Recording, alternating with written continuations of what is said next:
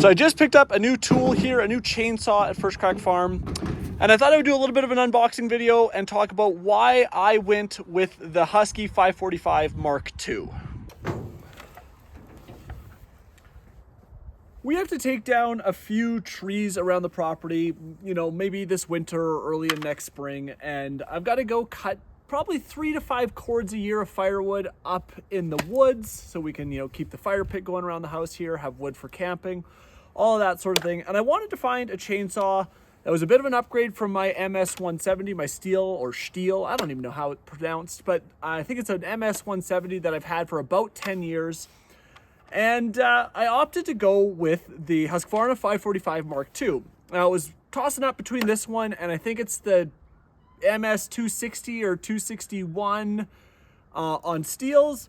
And I ultimately decided on Husqvarna, one, massively because of the price I was able to pick it up at on Boxing Day, and two, for just a couple features it had that I really liked over the Stihl. And a little bit of research led me to this particular saw. I'll start out by talking about warranty. So both the Husqvarna and the Stihl, you can bump up the standard manufacturer warranty by purchasing either oil or premixed fuel. One of the things I really liked about the Husqvarna, the 545 here, the Husqvarna, is that if I bought a gallon of their premixed fuel and oil, I could bump my warranty up from 2 years all the way up to 5. So a little bit of an extra year bonus over anything Stihl was offering me. Friends, another really important part of the product and that warranty is to go ahead and register it on Husqvarna.com. So you just go ahead, you know, scroll down, find chainsaws here, click it, and then it'll show you all the different models that you can register it, enter all your information, serial number, and that'll give you your full warranty for that item.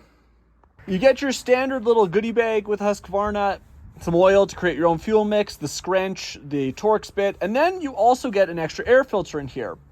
So the nice thing about that is you've got a, I believe it's a winter or dry filter. It's got a slightly different mesh, like this one's a little more filter. You know what, let's pop open the top and have a look, because that's actually one of the other reasons I really liked this saw, is these quick release access points. So we can hold it, and then there's 3 of them. If you look on the back side, one more, and that gives us complete access. A little hard to do one-handed while looking, but complete access to our engine compartment. And there you can see that second fuel filter. So slightly different cover top. One's got a little bit of a different paper mesh. One's got a little bit more of a fuzzy looking mesh, and I believe it's to do with kind of the environment in which you're cutting.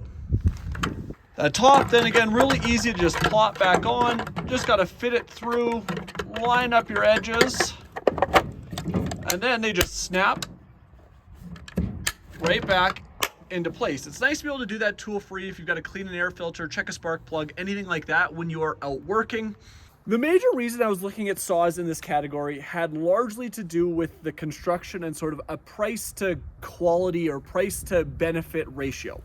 So by spending a few bucks more to get into this professional saw level category, you move up into a magnesium case, you move up into just a better built saw all around, something that's going to last quite a bit longer, or hopefully quite a bit longer than your standard sort of homeowner based saw, or what they classify as a homeowner based saw. Based on some reading online, this is that kind of entry point, just like the Stihl is that I talked about earlier, that entry point into that professional level saw. I don't need anything crazy at this point. I'm not taking down, you know, big 30-inch trees. A lot of what we have around here is tall softwoods, not a lot of hardwoods growing. So I'm hoping this saw really fits the bill for what I'm looking for. This saw comes with what Husqvarna is calling auto-tune on their carburetor system.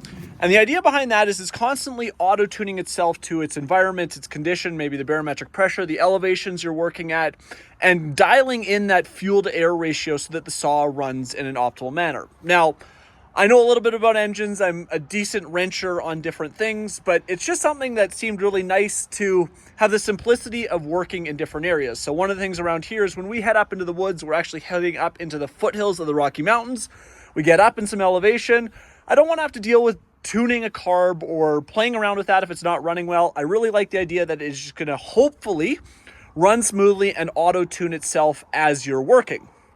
One of the other things I really liked about this saw is the complete metal handle. So I don't know if it's something that you can find in some of the other saws, but I really like the fact that when you handle this, you feel like you're grabbing a sturdy handle. You're holding on to a wrapped metal handle as opposed to something plastic.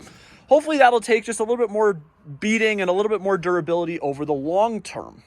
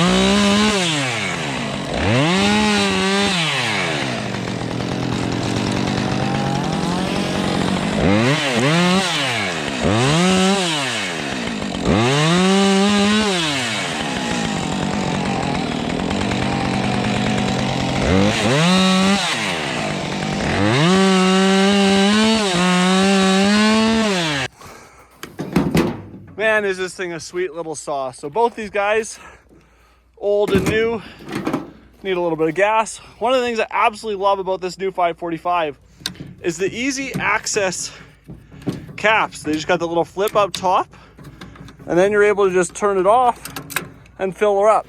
Much different than the old Stihl I've got, where I need a tool. That guy's on pretty tight.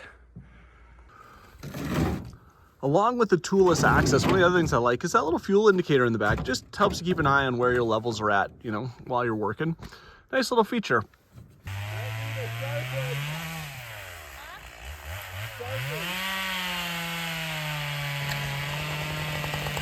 One pull, one.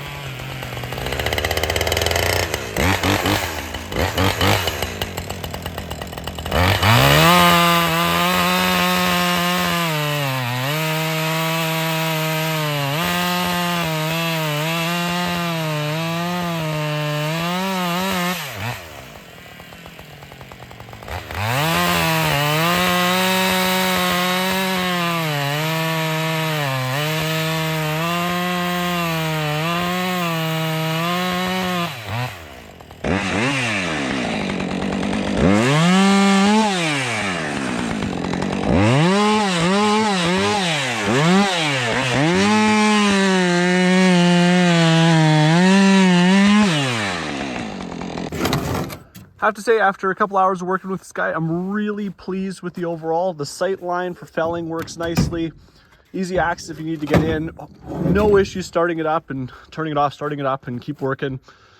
Absolutely no complaints with the saw whatsoever. Really, really happy with it. One of the things I'm probably most happy about with this guy is if you look at the really slim design, I really like that it's not a heck of a lot bigger than this tiny little MS170. It handles really well. It doesn't feel like a heavy saw whatsoever. And that probably has to do with the fact that it's built with some lighter weight components, some tougher components, being that it's up in that professional series. Well, friends, we'll end this video here. I'm by no means a professional at this whatsoever. I just thought I'd give you my take, kind of a random person's take on that Husqvarna 545 Mark II. Phenomenal all-arounder saw for somebody that's doing what I'm doing. You know, 3 to 5 cords of firewood a year, cleaning up some trees around the property. I don't need anything huge at this point, and this really fit the bill. All right, we'll see you guys in the next one.